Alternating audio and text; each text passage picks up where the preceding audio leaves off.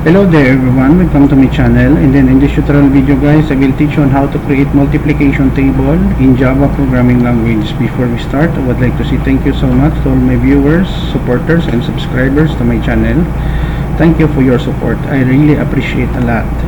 So let's get started. We have here public class multiplication underscore table, and then we have your public static void main. It is the starting point of every program execution, and tables underscore size 10, and then we call method display table size that is 10.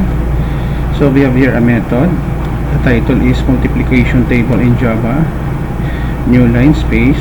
Using for loop statement, we have here for I equals 0, I less than or equals to table underscore size, which is 10, increment spacing, and then new line, and then we have here a series of dots line. And then using nested loop statement will generate the multiplication table. For I equals 0, I less than table underscore size, increment, begin.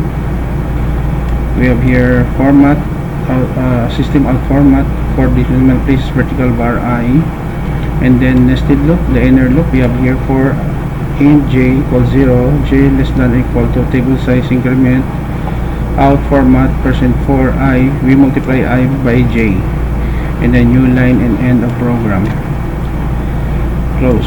I will put a link in the description below where you can download the complete source code of our multiplication table in Java. So let us run guys, so that we can see the output.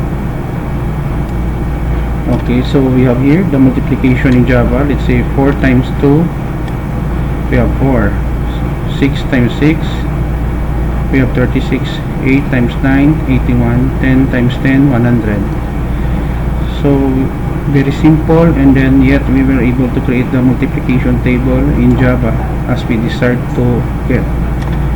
So this is the end of our tutorial video guys on how to create and write multiplication table in Java programming language. Thank you so much for watching guys. Don't forget to like, share, and please support my channel guys by clicking the subscribe button. See you in the next video tutorial guys. This is your friend Jake saying bye bye for now.